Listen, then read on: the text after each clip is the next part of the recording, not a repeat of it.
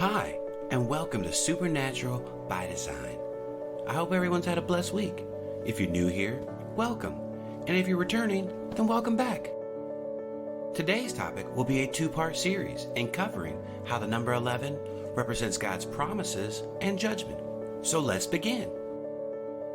You see, God reveals His promises through the number 11. You see, in general, numbers play a big role in the Bible. In fact, one may argue that understanding biblical numerology will give anyone better insight into understanding the book of Revelation, for example, or other Bible prophecies. However, it is the number 11 that we want to stay focused on because of its unique relationship to God's promises and their connection to biblical prophecies. In fact, two in particular, Jesus' first coming and His second coming, because both start out as promises by God. By the end of this video, we will have outlined how the number 11 is found in some unique and key events in the Bible pertaining to the fulfillment of His first promise, which is Christ's first coming. And that armed with this information, we will learn why the number 11 has been more frequent in recent events, celestial signs, the entertainment industry, and even the 11:11 phenomenon. Because we will discover that these same repeating patterns of 11 leading up to His first coming will be the exact same leading up to the fulfillment of His second coming, because both are based on a promise, and therefore painting a clearer picture that we are in fact living in the end times. However, in order to see this fascinating connection, we need a quick foundation on the number 11. So let's begin.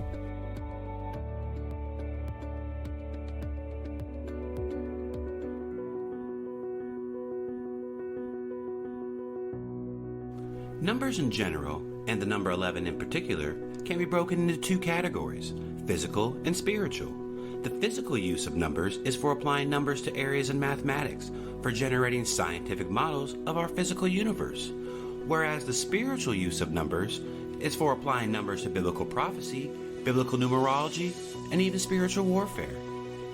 In this particular video, we are centering on the spiritual aspect of the number 11, and analyzing the dual characteristics about the number 11, which is God's promises versus God's judgment. However, we will cover God's promises in this video and then cover God's judgment in a subsequent video, because in both instances, we will find unique events surrounding the fulfillment of either God's promises or judgment, and being uniquely tied to the number 11. And so, with that as our foundation, let's examine the number 11 as it means God's promises. Because in a moment, we will discover that the Word of God is so finely tuned that every number in the Bible, whether a verse or chapter, was deliberately placed there by design. And because we will discover that each chapter and each verse number will match biblical prophecy down to the very day, that you may be surprised to know that there are current examples unfolding right now in modern times. However, I say that to say this, that not only are Bible verses and chapters related to Bible prophecy, but they are also related to spiritual meanings of numbers. And to demonstrate this, we will make the connection between God's promises and the number 11 by showing some unique examples of where the word promise is tied to a unique verse or chapter that adds to 11.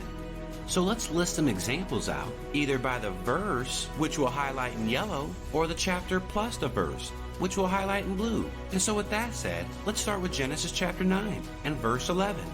A blue example in that the verse plus the chapter equal 11. And here the word promise is identified with the promise that God would never flood the earth again. Or how about in Genesis chapter 17 and verse 11?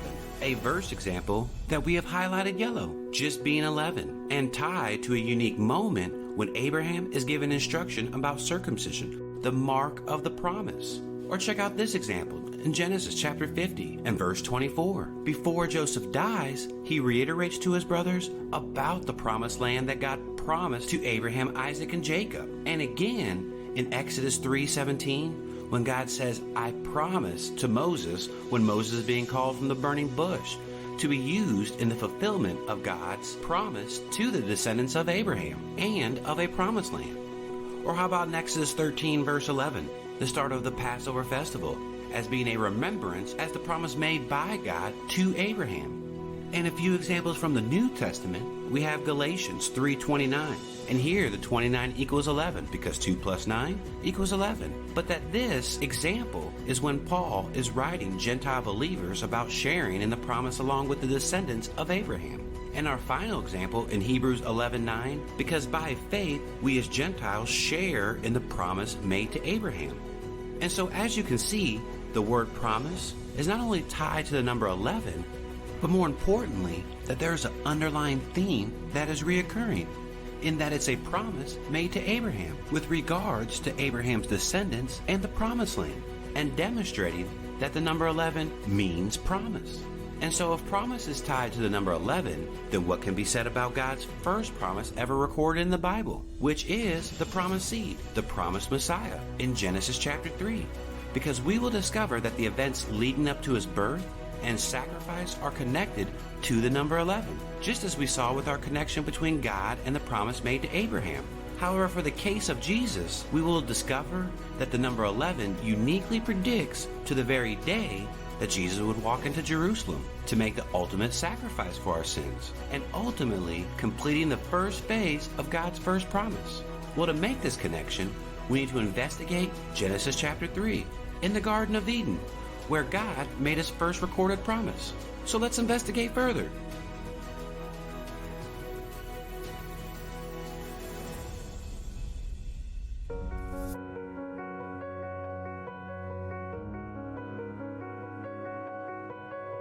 So if we begin in Genesis chapter 3 and verses 14 and 15, during the story of Adam and Eve, and following right after the forbidden fruit was eaten, we find God making his first promise and first reference of the Messiah, when God states, "I will put enmity between you and the woman, and between your seed and her seed. He shall bruise your head, and you shall bruise his heel."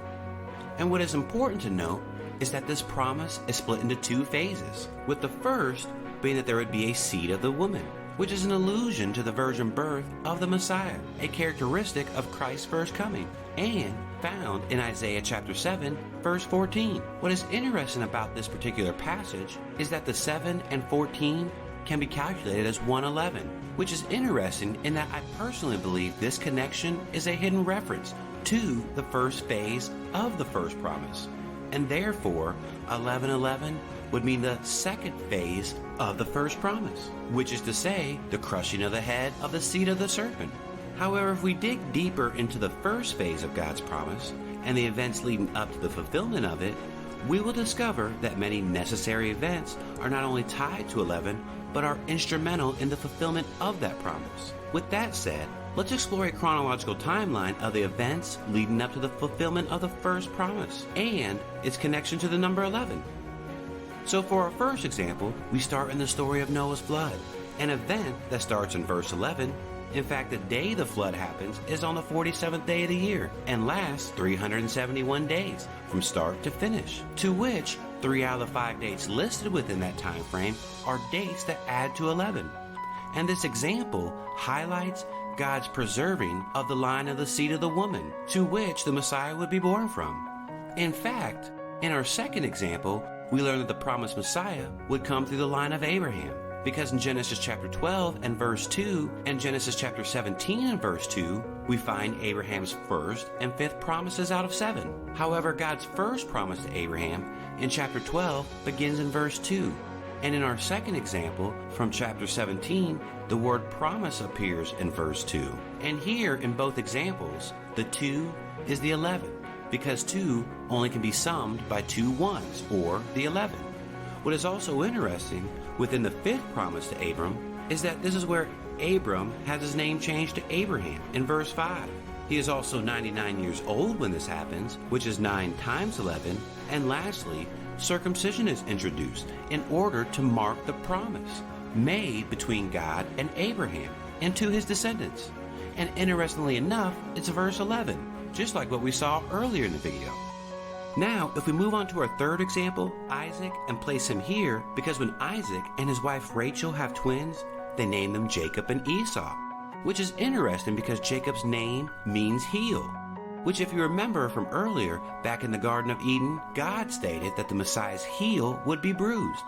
However, if we examine the fact that Isaac and Rachel had twins, we will find out our next clue, because teom is the Hebrew word for twins, and this variant only occurs 4 times in the Bible, and listed here. What is interesting to point out is that not only is Genesis 38:27 an example of the verse plus the chapter, like we saw earlier, but that is a reference to Tamar having twins, Perez and Zerah. And Perez will be part of Jesus' genealogy as well. And in both instances, Rachel and Tamar, we have referenced 2 separate sets of twins. And from these 2 sets, you have 2 children, 1 child from each, and that these 2, Jacob and Perez, will be separated by 2 generations as well, highlighting again another unique connection to the number 11 through the number 2. However, what is interesting about the other 2 occurrences of twins found in Song of Solomon is that Song of Solomon is the 22nd book of the Bible, or 2 times 11. Now let's move on to our 4th example, which is Jacob from a moment ago, because we find the connection to 11 when he becomes an adult, and he is influential in the birth of the nation of Israel, in which the Messiah would eventually come through. And so we find Jacob in Genesis chapter 32, because while scared for his life, he believes Esau, his twin, is getting ready to come and kill him and his family. So he sends out his family into safety and awaits for Esau to come to him in order to buy his family time to escape. Well, we are told that the family consists of 2 wives, 2 slaves, and his 11 children. And so, the 11 here is another example of the preservation of the descendants that would eventually fulfill the genealogy of Jesus. It is also in this moment that the famous scene where Jacob wrestles with God and changes his name to Israel. So let's add Jacob here to the timeline of important people that are God's tools in preserving the promise of the seed of the woman.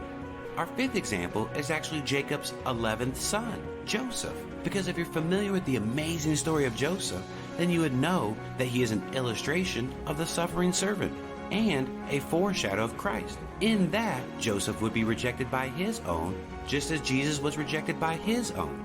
However, Joseph, later in the story, becomes second in command of all of Egypt, and during a severe famine, he was able to rescue his 11 brothers, and in particular, Judah, because Judah would be the genealogy in which Jesus would be born from. However, this example again demonstrates that the number 11 is tied to God's promise, because Joseph is the 11th son and is instrumental in the preservation of the genealogy of the seed of the woman all the way through Abraham and his descendants.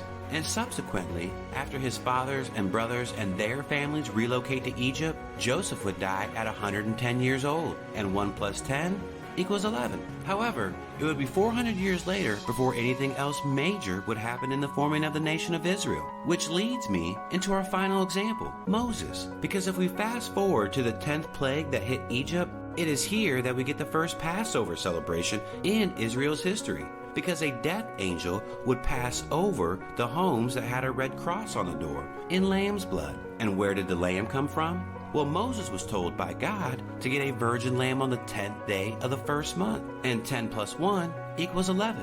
And it's this idea of adding the day plus the month that we see the connection between 11. Interestingly enough, the lamb is a foreshadow of Christ, from his entry into Jerusalem, represented as the lamb, his death 4 days later as that of the lambs, and the resurrection of Christ, which is represented as a celebration 3 days later, demonstrating that the lamb in the first Passover is a prophecy down to the very day that Jesus would enter into Jerusalem over 1,000 years later, and it's connected to the number 11.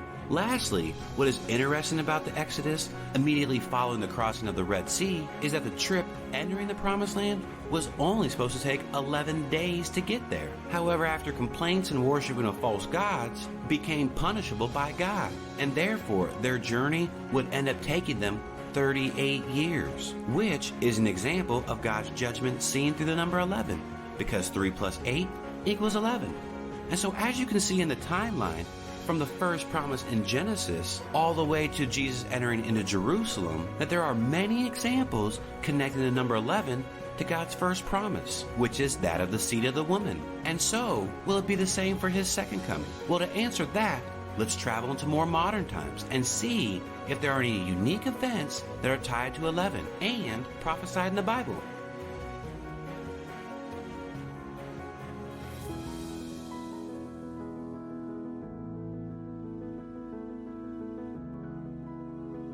Well, before we get into more modern times, let's recap two things.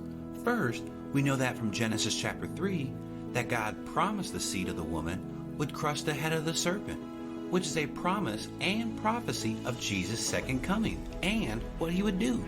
Secondly, that the preservation of the promised seed was separated by key events through the nation of Israel and marked by the number 11.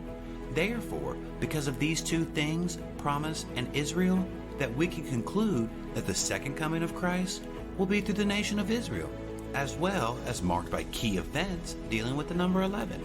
Well, how do we know that Jesus' second coming will come through Israel?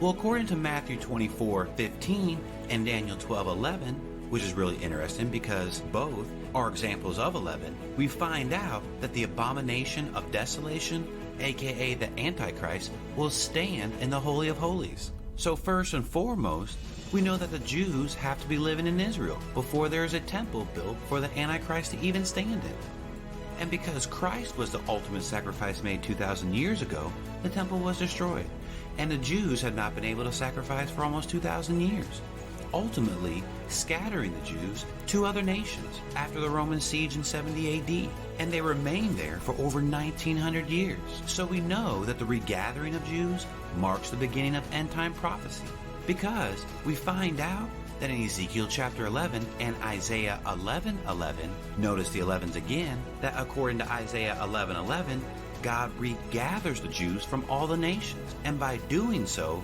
this will set up the construction of the third temple, in which the Antichrist will stand in. So all we need to do now is to look at the dates of Israel becoming a nation. Well, there are two unique events marked by 11 in recent history.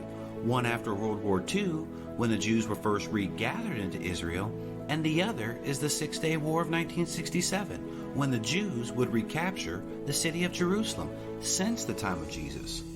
The first date corresponding to World War II is November 29th of 1947, which was the date the UN voted and passed UN Resolution 181, which is called United Nations Partition Plan for Palestine. This resolution was even passed on a Sabbath day, interestingly enough, and marked the start of a series of events that would lead to Israel's admission into the UN on 5/11 of 1949. Also, I think it's interesting that November 29th could be written as 11/11, and Isaiah's prophecy of regathering Israel is 11/11 as well. Now for the second date, it is given as 6/5 of 1967.